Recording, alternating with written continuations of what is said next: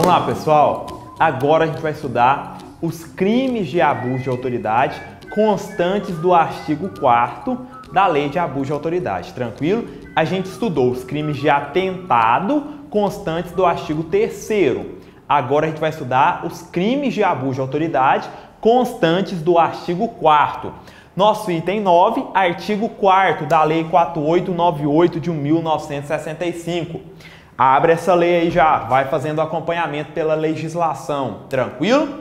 Quais são as observações que a gente tem para fazer quanto aos crimes que a gente vai estudar do artigo 4º? Primeira, crimes dolosos. Todos os delitos do artigo 4º só são punidos na modalidade dolosa. Senhores, essa é uma observação que ela já deve estar bem fixada. Por quê? Eu já te disse por diversas vezes que o abuso de autoridade só é punido a título de dolo. Não existe abuso de autoridade culposo. Ou mais tecnicamente, não é punido o abuso de autoridade culposo. Abuso de autoridade culposo não configura crime da Lei de Abuso de Autoridade, da Lei 4898. Tranquilo? Então, essa observação, você já deve ter fixado ela aí. Tanto os crimes do artigo 3º quanto do artigo 4º somente são punidos a título de dolo. Ok. Crimes próprios. Senhores, a gente já explicou esse tema. O sujeito ativo de qualquer delito de abuso de autoridade tem que ser uma autoridade pública. Conceito de autoridade consta do artigo 5º da Lei 4898. Tá? Considera-se autoridade quem exerce cargo, emprego ou função de natureza pública, ainda que transitória e sem remuneração. Particular pode cometer abuso de autoridade? Pode, desde que ele esteja em concurso de pessoas, com autoria ou participação com uma autoridade. Mas lembrem-se, os crimes de abuso de autoridade são crimes próprios. Essa é uma característica comum aos crimes do artigo 3º e uma característica comum aos crimes do artigo 4º. Beleza, os crimes do artigo 3º, eles vão admitir tentativa em regra. Senhores, os crimes do artigo 4º, tá? Os crimes do artigo 4º, que é o que a gente vai estudar agora, em regra, eles admitem tentativa. Todos os abusos de autoridade do artigo 4º admitem tentativa? Não. As alíneas C, D, G e I, que são condutas eminentemente omissivas próprias, condutas omissivas, essas não admitem tentativa, tá? Então, o artigo 4º, em regra, admite tentativa, exceto nas alíneas C, D, G e I, porque essas alíneas tratam de crimes omissivos próprios e, como já explicado, crimes omissivos próprios não admitem tentativa, tá? Essas são as OBS iniciais sobre o artigo 4º. Tá. Primeiro abuso de autoridade que a gente vai estudar. A linha A. Artigo 4º, a linha A.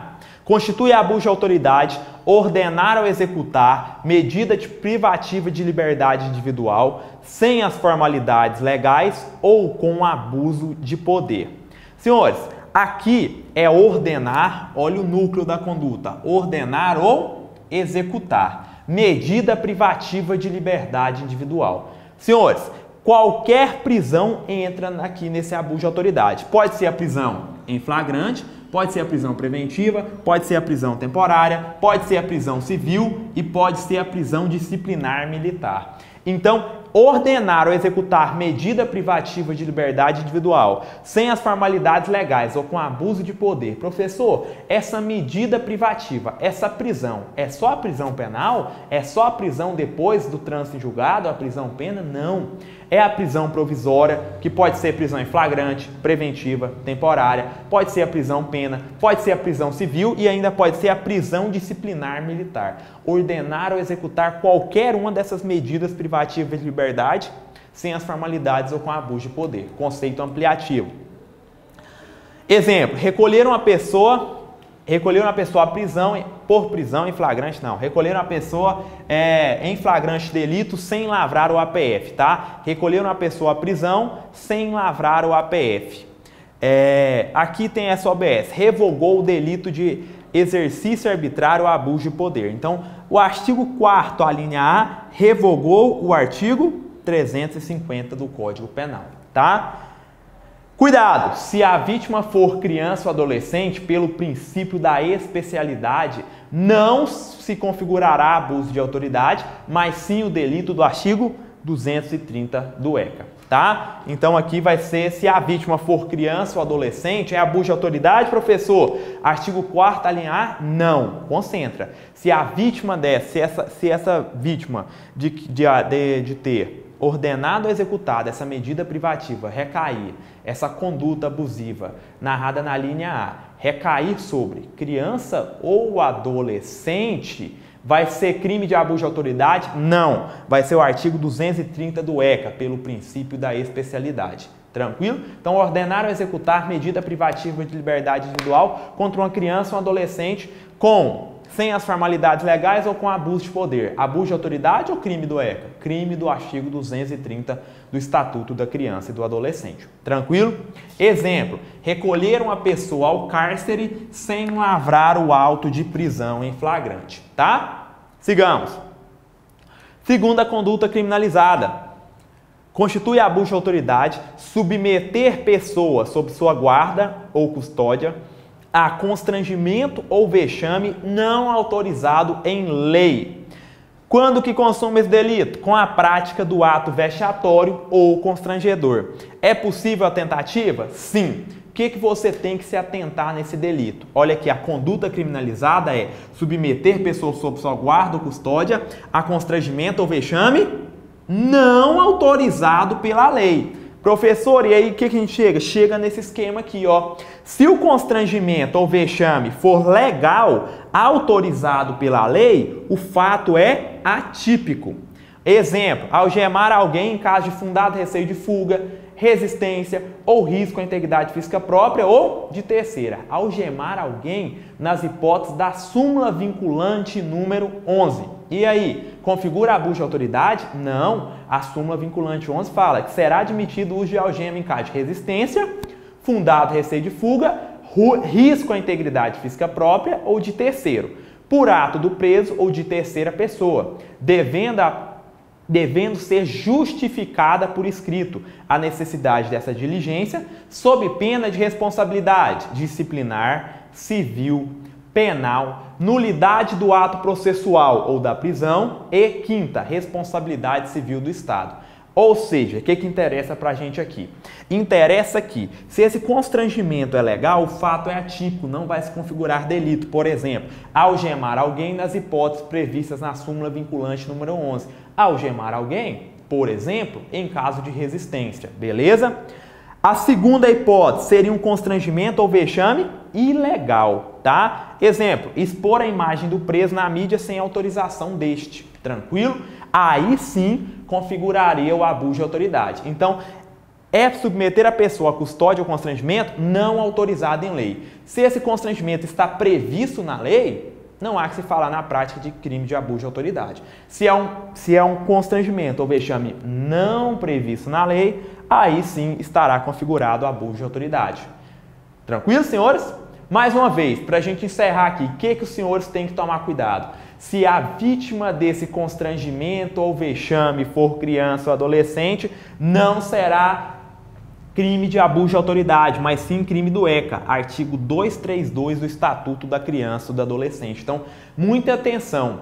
Assim como a linha A linha B, se a vítima for criança ou adolescente, restará configurado abuso de autoridade? Sua resposta, não. Restará configurado o artigo 232 do Estatuto da Criança e do Adolescente, tendo em conta o princípio da especialidade. Então, se a vítima dessa conduta, submeter pessoa sob sua guarda ou custódia a constrangimento ou vexame não autorizado em lei, for criança ou adolescente, qual crime o agente cometeu? Abuso de autoridade? Não. Quando a vítima for criança ou adolescente, o crime será o artigo 232 do ECA, tendo em conta o princípio da especialidade. Muita atenção com isso, tá? Sigamos. Nossa terceira conduta. Artigo 4º, a linha C. Deixar de comunicar imediatamente ao juiz competente a prisão ou detenção de qualquer pessoa. Senhores, então deixar de comunicar imediatamente. O que vocês têm que tomar cuidado? Imediatamente. Qual que é o prazo aqui que o delegado tem para comunicar essa prisão em flagrante? imediatamente, você deve ler em 24 horas. Então, deixar de comunicar imediatamente. Imediatamente, chegou na delegacia, o delegado já tem que comunicar? Não. Esse imediatamente, os senhores devem ler imediatamente em 24 horas, tá? Ao juiz competente, a prisão ou detenção de qualquer pessoa. E atenção, já viu algumas questões de prova derrubando os alunos mais desavisados aqui. É óbvio que você tem que avisar o juiz competente. Se o delegado de polícia avisa no prazo de 24 horas, mas dolosamente ele notifica o juiz incompetente, dolosamente, comete abuso de autoridade. Porque ele deve comunicar ao juiz competente. Então, se o delegado dolosamente comunicar ao juízo incompetente, dolosamente, ele comete esse crime de abuso de autoridade. Consumação. Perdão, senhores, eu cliquei aqui sem querer e voltou, tá? Perdão, não tinha visto, tá? O passador fica aqui na minha mão. Vou até deixar ele aqui. Vamos lá.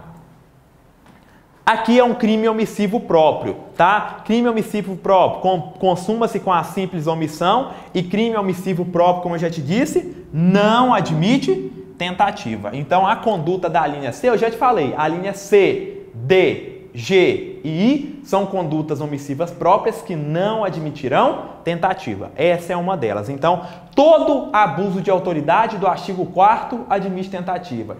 Essa é uma assertiva correta ou errada? Errada. Em regra, o artigo 4º, as condutas abusivas constantes do artigo 4º admitem. Mas todas admitem? Não. Beleza. Por imediatamente, deve-se entender que a comunicação deverá ocorrer dentro do prazo de 24 horas, nos termos do artigo 306 do CPP. Já tínhamos tratado isso. Aqui uma questão legal, tá bem pequeno, mas presta atenção aqui.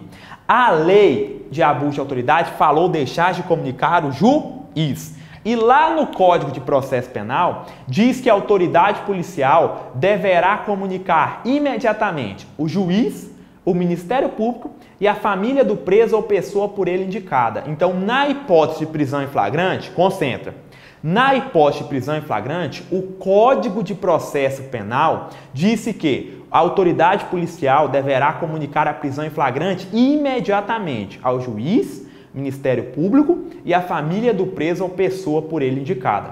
Pois bem, professor, o delegado de polícia comunicou o juiz competente da prisão em flagrante. Tranquilo, comunicou, mas deixou de comunicar a família do preso. Configura esse abuso de autoridade aqui? Embora o CPP diga que deva comunicar imediatamente, deixar de comunicar a família do preso vai configurar esse abuso de autoridade, senhores? Não, porque o artigo 4º, a linha C, só tratou de comunicar o juiz.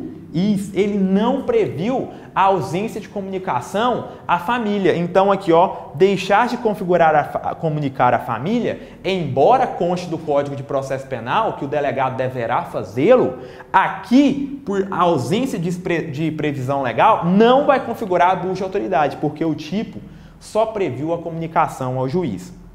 Mais uma vez, cuidado, se a vítima for criança ou adolescente, aí o crime vai ser o artigo 231 do ECA. Senhores, muita atenção quando o abuso de autoridade recair sobre criança ou adolescente. Pode ser um pega. Pode ser um pega porque a linha A, se a vítima for criança ou adolescente, crime do ECA. B também. E a linha C não é diferente. Se deixar de comunicar imediatamente o juiz competente a apreensão de uma criança ou de um adolescente, vai configurar abuso de autoridade? Não. Se a vítima aqui for criança ou adolescente, configura o artigo 232 do Estatuto, 231 do Estatuto da Criança e do Adolescente. Então, atenção quando a vítima for criança ou adolescente, porque não estará configurado abuso de autoridade, mas sim crime do ECA. Tranquilo? Senhores, dê uma olhadinha lá no artigo 231, que vocês vão ver que ele foi um pouco mais abrangente. O dever de comunicado 231 não é só ao juiz. Deem uma olhadinha lá. Mas no abuso de autoridade, lembre-se, o objeto da aula é abuso de autoridade. No abuso de autoridade, o crime é deixar de comunicar imediatamente o juiz. Deixar de comunicar a família de acordo com a lei de abuso de autoridade é crime? Não. Beleza, sigamos. Nosso terceira linha D, tá? Vamos lá? A linha D. A linha D, artigo 4º, a linha D, ela vai dizer: deixar o juiz de ordenar o relaxamento de prisão ou detenção ilegal que lhe seja comunicada. Senhores, o Código de Processo Penal, na nova sistemática adotada a partir de 2012, ele prevê expressamente que o juiz relaxará imediatamente a prisão ilegal. Tá? Se o juiz deixar dolosamente de ordenar o relaxamento de prisão ou detenção ilegal que lhe seja comunicada, ele comete abuso de autoridade. Aqui consta, essa conduta é uma conduta omissiva própria e condutas omissivas próprias não admitem tentativa. Então essa linha D é conduta omissiva própria e não admite tentativa. Mais uma vez a mesma observação. Se a vítima for criança ou adolescente, não estará configurado o crime não estará configurado o abuso de autoridade, mas sim o artigo 234 do Estatuto da Criança e do Adolescente. Então, se essa conduta deixar o juiz de ordenar o relaxamento ou prisão ou detenção ilegal que lhe seja comunicado recair sobre uma criança ou adolescente, abuso de autoridade? Não. Artigo 234 do Estatuto da Criança e do Adolescente. Tranquilo? Sigamos. A linha E. Levar à prisão e nela deter quem quer que se proponha a prestar fiança permitida em lei. Senhores, aqui a gente está trabalhando com o direito constante do artigo 5º 66 da Constituição da República Federativa do Brasil. O que lá diz? Artigo 5º 66. Ninguém será levado à prisão ou nela mantido quando a lei admitir liberdade provisória com ou sem fiança. Esse é o direito fundamental constante do artigo 5º. De ninguém será levado à prisão ou nela mantido quando a lei admitir liberdade provisória com ou sem fiança. Então, o abuso de autoridade é você levar à prisão e nela deter uma pessoa que quer prestar a fiança e essa fiança é permitida em lei. Tranquilo? Então, o indivíduo deixa de arbitrar a fiança dolosamente para forçar essa pessoa a ser presa.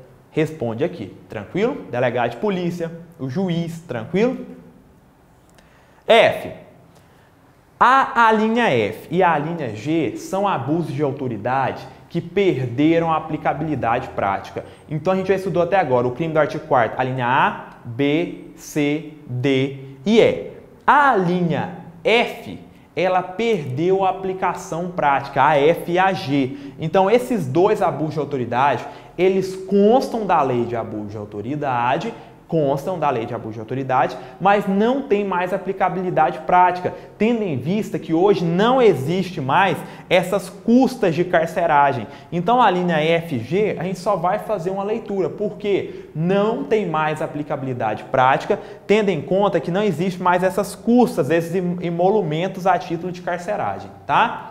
A linha F. Cobrar o carcereiro ou agente de autoridade policial, carceragem, custas, emolumentos ou qualquer outra despesa, desde que a cobrança não tenha apoio em lei, quer quanto à espécie, quer quanto a seu valor.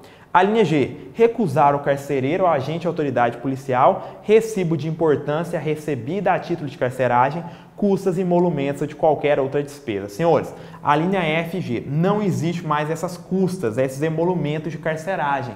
Então, essa linha F e essa linha G são crimes que perderam, são abusos de autoridade que não tem mais aplicabilidade prática. Tranquilo? Ok. Professor, e se o agente prisional, ele cobrar essa custa? Senhores, vai configurar outro delito. Pode configurar aí uma corrupção passiva, pode configurar aí uma concussão, pode configurar aí uma extorsão. Vai depender do caso concreto, tá? Mas esses abusos de autoridade, constantes da linha F e da linha G, perderam aplicabilidade. O agente que assim agir, ele comete outras figuras delitivas, tá? Mas não abuso de autoridade. FG sem aplicabilidade prática. H. Praticar ato lesivo à honra ou ao patrimônio de pessoa, que eu quero que os senhores se atentem. Pessoa natural ou jurídica. Quando praticado com abuso ou desvio de poder ou sem competência legal. Então, qualquer ato lesivo à honra ou ao patrimônio de pessoa natural, da pessoa física ou da pessoa jurídica, quando praticado com abuso ou desvio de poder ou sem competência, configura abuso de autoridade. A linha I. Constitui abuso de autoridade, prolongar a execução de prisão temporária, de pena ou de medida de segurança, deixando de expedir em tempo oportuno ou de cumprir imediatamente a ordem de liberdade. Senhores, muita atenção aqui com essa linha aí. Prolongar a execução de prisão temporária. Atenção. Lá na lei de prisão temporária, você vai ver que a lei de prisão temporária, ela tem um prazo. A prisão temporária, fazer uma breve revisão aqui. A prisão temporária, ela só vai ser utilizada durante as investigações preliminares, durante o inquérito. Então, prisão temporária é uma típica prisão das investigações preliminares, é uma típica prisão do inquérito policial. Então, só se admite prisão temporária durante o inquérito ou durante as investigações preliminares. Pois bem, outra característica da prisão temporária, ela possui prazo determinado. E que prazo é esse? 5 dias, prorrogável por igual período, ou seja, por mais 5 dias, em caso de extrema e comprovada necessidade. Então, a prisão temporária é uma espécie de prisão provisória. Essa espécie de prisão provisória, que é a prisão temporária, tem como característica, ela só é aplicada durante o inquérito ou as investigações preliminares. Tranquilo? Ela possui prazo determinado. O que isso quer dizer? Quer dizer que ela tem prazo de 5 dias, prorrogável por mais 5, em caso de extrema e comprovada necessidade. Se tratar de crime hediondo, aí o prazo dela é de 30 dias, prorrogável por mais 30, em caso de extrema e comprovada necessidade. Regra geral, 5, prorrogável por mais 5. Crimes hediondos ou equiparados a hediondos, 30 dias, prorrogáveis por mais 30. Pois bem, professor, lembrei. O que é relevante aqui? Você tem que saber que essa prisão temporária, ela traz consigo, no seu bojo, o mandado implícito de soltura. O que isso quer dizer? Quer dizer que, decorrido o prazo dessa prisão temporária, a autoridade policial não necessitará de ordem judicial para poder soltar esse indivíduo. Não precisa de ordem judicial. Por quê? A prisão temporária, ela traz consigo mandado implícito de soltura. Ou seja, decorrido o prazo da prisão temporária, se ela não for convertida em preventiva, decorrido o seu prazo, a autoridade policial deverá colocar o agente, essa pessoa presa, o carcereiro também, deverá colocar essa pessoa presa em liberdade. Por quê? Precisa de mandado judicial? Não. Acabou o prazo, na lei de prisão temporária você já solta a pessoa. A prisão temporária traz consigo um mandado implícito de soltura. Acabou seu prazo, precisa de ordem judicial para soltá-la? Não. Ela já traz esse mandado implícito que você deve soltar após decorrido o prazo de sua duração. E aqui, configura abuso de autoridade você prolongar a execução de prisão temporária, tá? Então, decorreu esse prazo, você manteve a pessoa presa, você vai responder pelo abuso de autoridade do artigo 4º, a linha aí. Então, prolongar a execução de prisão temporária, de pena ou de medida de segurança, deixando de expedir em tempo oportuno ou de cumprir imediatamente a ordem de liberdade, tá? Que é delito omissivo próprio, não admite tentativa. Cuidado mais uma vez, se a vítima for criança ou adolescente, restará configurado o artigo 235 do ECA, tá? Se a vítima dessa conduta criminosa for criança ou adolescente, vai ser abuso de autoridade, professor? Não. Artigo 235 do ECA, tendo em conta o princípio da especialidade. Atenção com isso. Muita atenção, senhores, nesses delitos do artigo 4º, principalmente, quando a vítima é criança ou adolescente. Tem várias exceções que em vez de ser configurar abuso de autoridade, restará configurado crime do ECA. Sigamos. Encerramos aqui, né, na linha aí. Agora vamos para as penas do abuso de autoridade. Senhores, aqui é bem legal. Acho que no slide para trás a gente já deu uma pincelada sobre isso, mas agora vamos ver quais são as penas. O indivíduo cometeu abuso de autoridade e lá no início da aula eu disse, a responsabilidade na lei de abuso de autoridade é tríplice, administrativa, civil e penal. O que a gente vai estudar agora? As penalidades. Qual que é a penalidade penal? Qual que é a pena? A sanção penal do abuso de autoridade. Está no quadro. Então vem comigo que a gente vai ver qual que é a sanção penal, a sanção administrativa e a sanção civil, tendo em conta que a gente disse, a responsabilidade do agente cometer abuso de autoridade é tríplice, administrativa, civil e penal. Qual que é a sanção penal da lei de abuso de autoridade? Olha as penas. Artigo 6º, parágrafo 3º a 5º. Primeira pena, pena de multa. Então, a lei de abuso de autoridade traz a sanção penal de multa? Sim, ela traz. Segunda pena, a pena privativa de liberdade propriamente dita é essa. Pena de reclusão ou detenção? Detenção. Detenção de quanto tempo? 10 dias a 6 meses. Senhores, a gente até fez uma crítica a isso lá na primeira aula. Essa pena é muito irrisória, essa pena é muito baixa. Tranquilo? E como que é o nome disso? Quando o delito ele possui uma gravidade e a pena é muito baixa. Chama como? Vedação ao excesso, lá do princípio da proporcionalidade do direito penal. Quem lembra? Chama vedação ao excesso ou vedação à proteção insuficiente? Chama vedação à proteção insuficiente, tá? A proporcionalidade lá no direito penal, ela se desdobra em proibição do excesso. Não pode um crime ter uma pena muito elevada, além da gravidade do bem jurídico, mas também não pode a pena ser ínfima, irrisória. Isso também é um desdobramento da proporcionalidade e que seria o desdobramento na perspectiva da vedação, da proibição, da vedação, da proteção insuficiente, tá? Então, de certa feita, isso aqui poderia se dizer que ele fere o princípio da proporcionalidade, né? Na vertente que veda uma proteção deficiente. Mas isso aqui é sem maiores relevâncias, tá? Pena privativa de liberdade, de 10 dias a 6 meses. Detenção de 10 dias a 6 meses. Agora, essa pena aqui, senhores, ela é uma pena que possui relevância, tá? O abuso de autoridade possui como pena a perda do cargo. Atenção com isso. O abuso de autoridade possui como pena a perda do cargo. Olha, como pena, perda do cargo e inabilitação para exercício de qualquer outra função pública pelo prazo de até 3 anos. Muita atenção com esse prazo. É comum em provas eles misturarem os prazos com outros que a gente vai ver. A perda do cargo e a inabilitação para exercício de qualquer outra função pública é pelo prazo de até 3 anos. Tá? Senhores, aqui, professor, se eu cometer abuso de autoridade, o agente público cometeu abuso de autoridade, a perda do cargo é efeito automático, tal qual consta da lei de tortura, que eu já estudei? Não.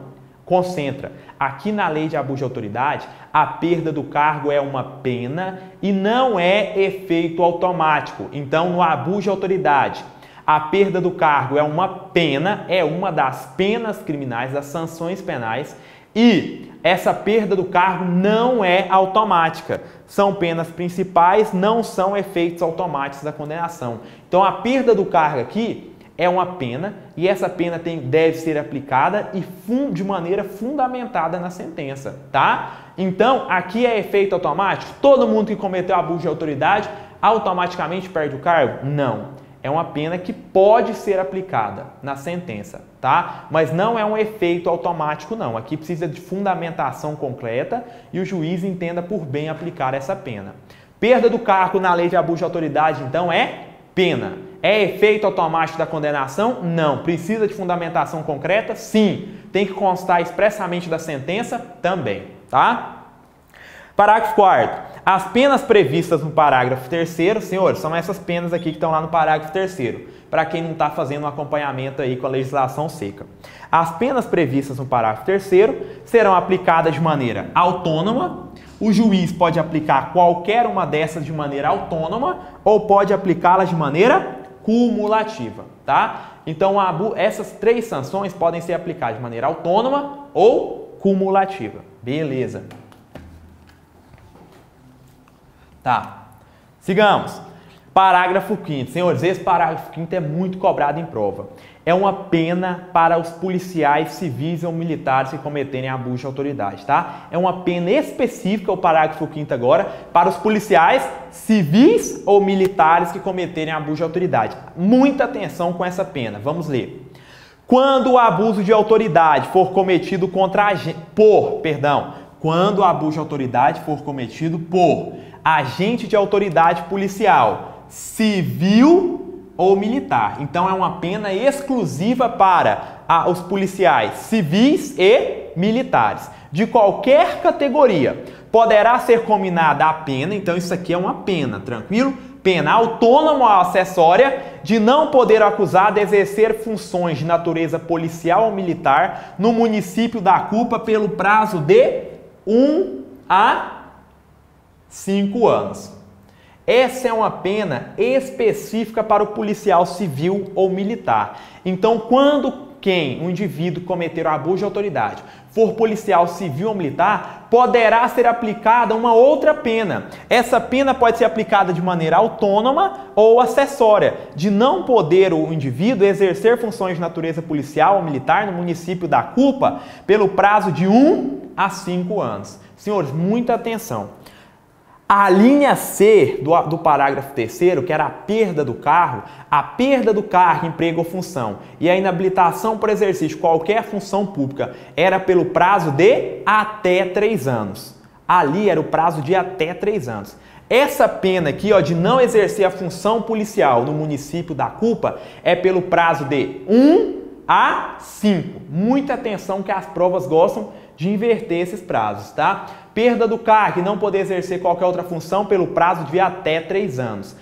Não poder exercer função policial no município da culpa, pena específica do policial civil ou militar, que pode ser aplicada de maneira autônoma ou acessória. Qual que é o prazo dela? 1 a 5 anos. Ok. Também trouxe essa observação, que às vezes cai em prova, constante do artigo 7º, parágrafo 3º. O processo administrativo presta atenção, o processo administrativo não poderá ser sobrestado, não poderá ser paralisado, para se aguardar a decisão civil ou penal. Então, o processo administrativo, porque a responsabilidade na lei de abuso de autoridade é tríplice, administrativa, civil e penal. Já falei isso por diversas vezes.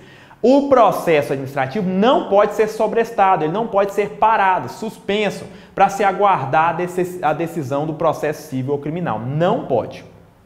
Tranquilo? Isso é uma consideração que às vezes cai em prova. Sigamos. Aqui, senhores, a gente já fechou a parte criminal da lei de abuso de autoridade. Agora, eu só vou trazer para vocês, fazer uma breve leitura das sanções administrativas e da sanção civil. Então, o abuso de autoridade, responsabilidade penal, você já viu as sanções penais. Agora a gente vai ver quais serão as possíveis sanções administrativas e qual seria a sanção civil pelo abuso de autoridade. Vamos lá. O abuso de autoridade sujeitará o seu autor à sanção administrativa, civil e penal. A sanção administrativa será aplicada de acordo com a gravidade do abuso cometido e consistirá em advertência, repreensão, suspensão do cargo, função ou posto pelo prazo de 5 a 180 dias. Presta atenção nesse prazo da suspensão. É de 5 a 180 dias. Eles gostam de cobrar isso em prova. Suspensão do cargo, função ou posto por prazo de 5 a 180 dias com perda de vencimentos e vantagens, destituição de função, demissão a bem do serviço público. Essas são as sanções administrativas ou disciplinares, tá? Aqui é muito cobrado em prova, essa aqui, suspensão do prazo, suspensão da função com perda de vencimentos pelo período de 5 a 180. Parágrafo 2º. A sanção civil, caso não seja possível fixar o valor do dano, consistirá no pagamento de uma indenização de 500 a 10 mil cruzeiros. Tranquilo? Senhores, com isso a gente encerra. Vou deixar aqui nesse slide para quem quiser pausar e copiar. Com isso a gente encerra a nossa lei de abuso de autoridade. A gente trabalhou os temas da maneira mais necessária para que você obtenha êxito na sua prova, tá? A gente trabalhou sujeito ativo, sujeito passivo. E agora, qual que é a recomendação, professor, para que eu vá seguro para a minha prova? Para que eu consiga fazer uma boa prova, um bom concurso, para que eu tenha uma boa compreensão da lei de abuso de autoridade?